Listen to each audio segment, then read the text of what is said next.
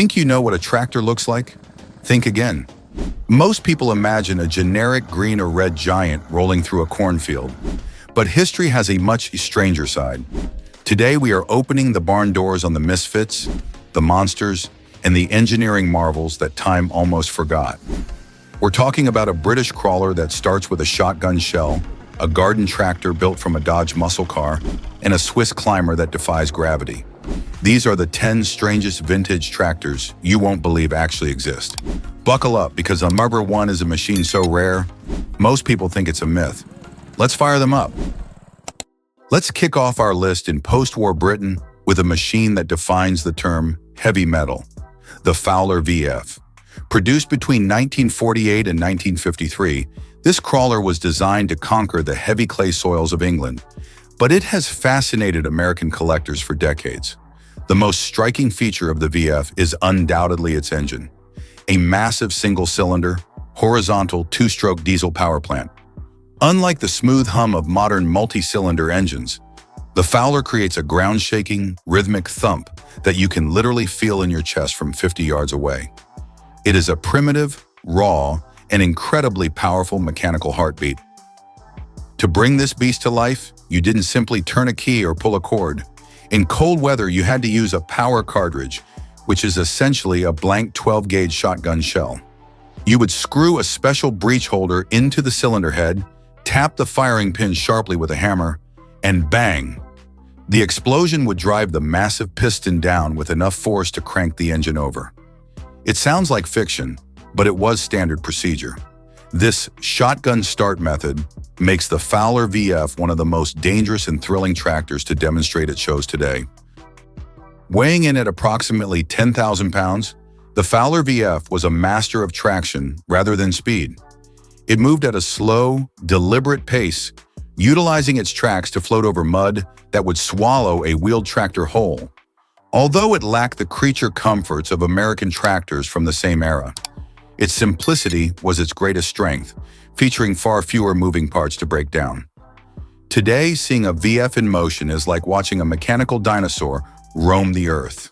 The sheer momentum of its giant flywheel and that iconic exhaust note remind us of an era when engineering was about brute force. From the mud of Britain, we jump to the suburbs of 1950s America to meet the Kopar Panzer. If you think this looks like a toy, you are dead wrong. The Panzer is widely considered the toughest garden tractor ever built, and its DNA explains why. Emerging from College Park, Maryland, the designers wanted to build a machine that could never be broken by the average homeowner. Their solution was brilliantly American. Go to the automotive junkyard. The rear end of a Panzer is literally a Dodge automotive rear end, often an 8 3/4-inch Chrysler axle, narrowed to fit a tractor frame. This means you have a differential designed to handle the torque of a V8 muscle car engine, powering a compact garden tractor that weighs around 700 pounds. It is virtually indestructible. Visually, the Panzer is unmistakable with its bright colors and wasp waist frame design, looking more like a go-kart on steroids than a piece of farm equipment. The engineering was ingenious yet strange. It utilized a unique Glide-Matic drive system. By moving a lever, you engaged a friction drive that eliminated the need for a traditional clutch pedal, making it incredibly user-friendly for suburbanites unfamiliar with heavy machinery. Despite its diminutive size, the Panzer was a powerhouse in the garden tractor community, capable of pulling plows and carrying loads that would crush modern lawn tractors. It also featured individual turning brakes, allowing this four-wheeled machine to spin on a dime like a zero-turn mower. Owners today go crazy for the Panzer, not just because it's rare, but because it represents the peak of American over-engineering. It's a garden tractor with the soul of a muscle car, proving that, with enough surplus car parts and imagination, you can build a legend that lasts forever. Now let's go big, really big. In the 1970s, American farms were expanding rapidly, and farmers needed massive horsepower to cover thousands of acres. Massey Ferguson answered the call with the 1805.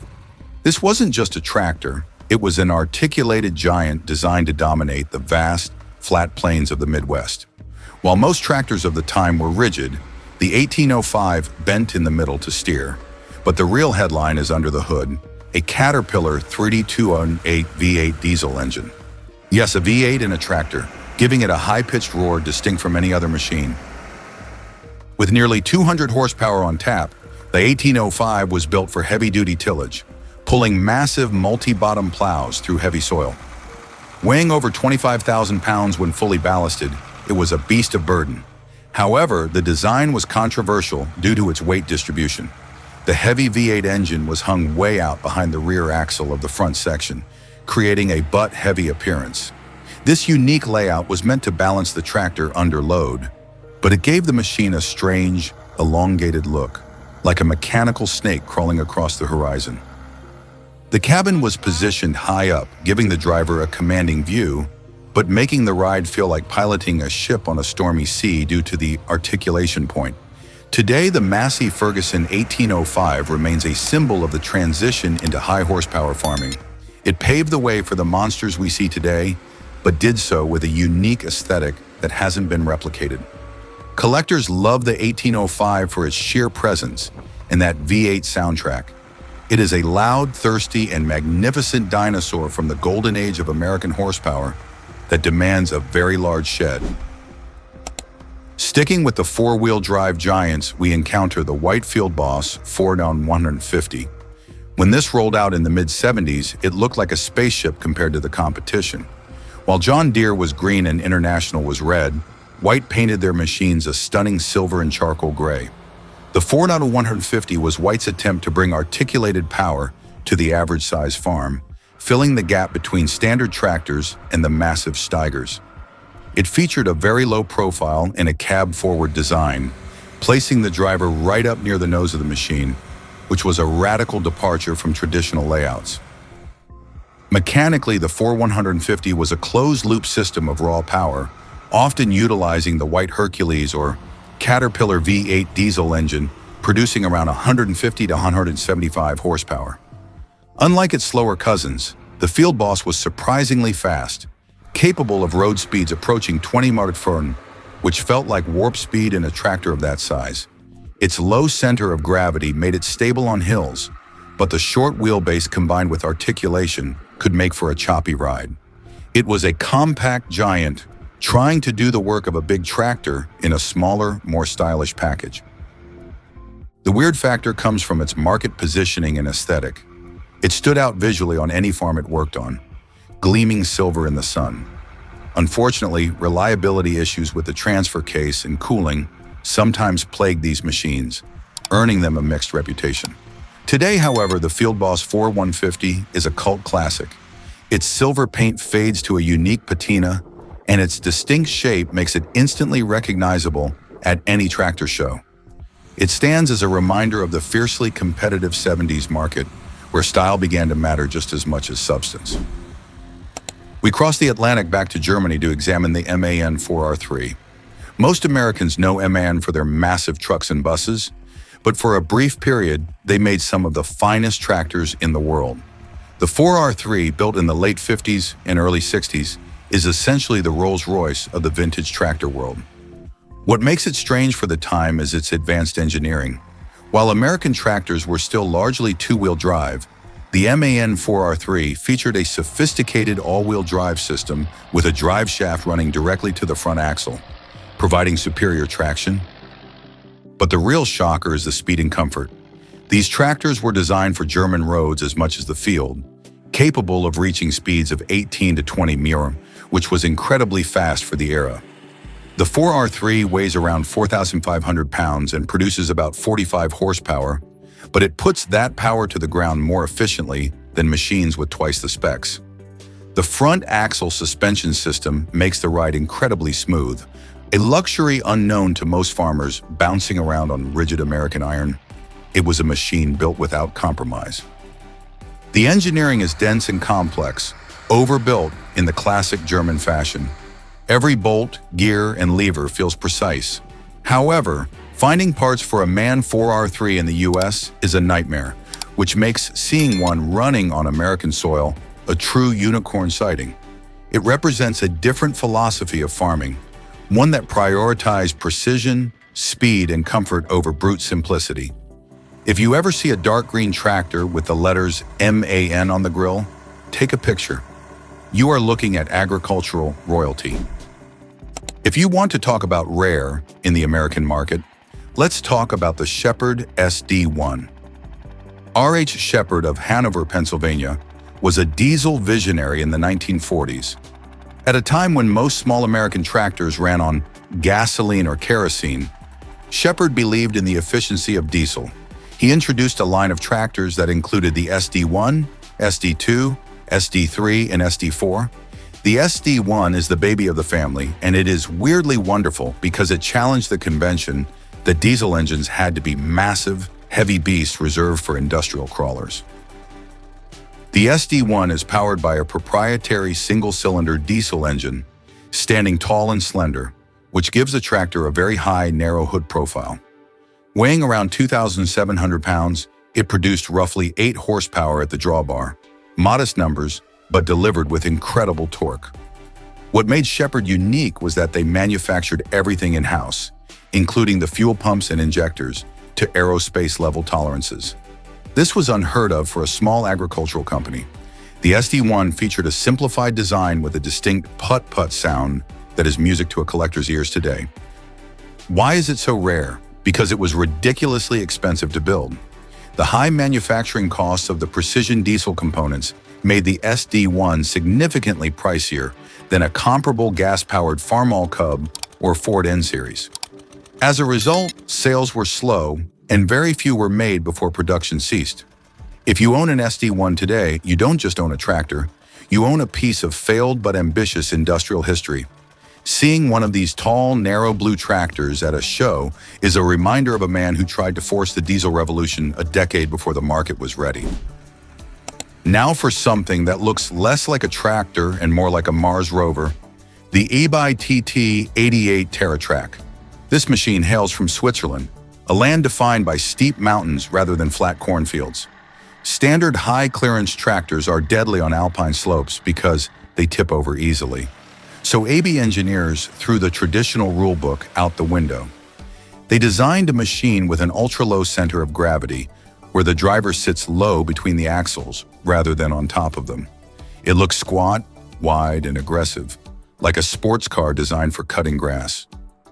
The capabilities of the TerraTrak are mind-bending. It can operate safely on slopes of up to 45 degrees, angles where you would struggle to even stand up without slipping. To achieve this, it uses wide dual wheels on both the front and rear axles to maximize the footprint. The TT88 features all-wheel steering, allowing it to crab walk sideways across hills to prevent sliding down. Powered usually by a reliable diesel engine producing around 50 to 60 horsepower, it is a master of stability, weighing in at a light 4,000 pounds to prevent tearing up the delicate mountainside. To an American farmer used to row crop tractors, the AB looks completely alien. It has the controls and dashboard of a modern vehicle, but the ruggedness of a tank. While rare in the US, they are occasionally imported by specialty farmers working on steep vineyards or hilly orchards. Watching an EB clinging to the side of a cliff, mowing hay where a goat would hesitate to walk, is a testament to how environment dictates design. It is proof that sometimes to go forward, you have to get low. Next, we visit Austria for the Warchalowski WT20. Even the name is a mouthful for English speakers. Warchalowski was a prestigious Austrian manufacturer, famous for one specific technology: air-cooled diesel engines. In the post-war era, water-cooled engines were prone to freezing in harsh alpine winters or boiling over in heavy work. Warchalowski solved this by eliminating the radiator entirely. The WT20 is a compact, beautifully designed tractor that looks almost artistic with its rounded, bulbous red hood. Under that clamshell hood, which opens from the side in a unique motion, lies the heart of the beast, a V-twin air-cooled diesel engine. If you look closely, instead of water jackets, you see massive cooling fins and a powerful blower fan, looking more like a heavy-duty motorcycle engine than a farm tractor. This two-cylinder setup produces a distinct, loud clattering sound that is unmistakable. Weighing just under 3,000 pounds, it was nimble and punchy, perfect for the small, fragmented farms of Central Europe. The WT-20 also featured advanced hydraulics for its time and a comfortable operator platform. In the United States, Warchalowski tractors are incredibly scarce, often brought over by immigrants or eccentric collectors. They represent a brilliant alternative engineering path. While John Deere and Ford were betting on water cooling, Warchalowski proved that air was enough, provided you had the engineering precision to pull it off. It's a machine that runs hot, sounds loud, and refuses to quit, no matter the weather. If you have a vineyard with extremely narrow rows, a standard tractor is useless. You need a specialist. Enter the Holder A10, made in Germany. This is one of the smallest articulated tractors ever mass-produced, often referred to as the Cultitrac. Holder specialized in machines for wine and fruit growing, where space is at a premium. The A10 is tiny, weighing only about 1,500 pounds and measuring just over 30 inches wide. It looks like a toy until you see what it can pull. The magic lies in its articulation. The A10 steers by pivoting in the center, which ensures that the rear wheels follow the exact track of the front wheels. This is crucial in a vineyard so you don't crush the valuable vines when turning corners. Powering this little green bug is a Sachs two-stroke diesel engine, producing around 10 horsepower. Yes, a two-stroke diesel. It requires a mix of oil and fuel, or oil injection, and it revs high and angry, emitting a cloud of blue smoke that signals it's working hard. Despite its size, the A10 features four-wheel drive and incredible traction. It can snake through tight spaces that would trap a wheelbarrow. In the US, Holder tractors have a cult following among organic farmers and vineyard owners who appreciate German efficiency. Watching a Holder A10 work is mesmerizing. It wiggles and flexes through the field like a biological creature rather than a rigid machine. It is a masterclass in compact engineering, proving that size isn't everything when you have superior agility. Finally, at the Remarque 10, we have a machine that asks the question, when does a tiller become a tractor? This is the Rototiller B1&6, often associated with the Fraser brand in the post-war US market. In the late 1940s, the Rototiller wasn't just a garden tool, it was a revolution for small homesteads. The B1&6 is a massive walking tractor, but what lands it on our list is how it blurred the lines. It was marketed not just for tilling soil, but as a total farm solution, capable of replacing a horse for the modern suburban farmer. The key feature was the sulky attachment. You didn't just walk behind this beast, you attached a chariot-like seat with two wheels to the rear and rode it. Powered by a potent single-cylinder two-stroke engine, it had enough torque to pull a plow, a harrow, or a sickle bar mower. Controlling it was a workout. You steered using long handlebars that required significant upper body strength to turn, especially on rough ground. It was a hand-to-hand combat style of farming that is totally foreign today. The Rototiller B1&6 represents the missing link in tractor evolution. It bridges the gap between the hand tools of the early 20th century and the ride-on garden tractors, like the Panzer, that would dominate the 1960s. While they are often considered widowmakers today, due to their lack of safety features and aggressive tines, they hold a special place in history. They empowered the small man to farm his own land without needing a stable of animals. It's weird, it's tippy, but it is undeniably a tractor pioneer. From the shotgun start Fowler to the snake-like Holder, these 10 machines prove that the road to modern farming was paved with some wild experiments. They are mechanical time capsules, preserving the genius and the madness of their inventors. Which one of these weirdos would you park in your garage? I'm betting on the Panzer with the Dodge rear end. Let me know your pick in the comments below. And if you enjoyed this ride through history, please smash that like button and subscribe. We have more forgotten iron to uncover. Thanks for watching and keep on farming.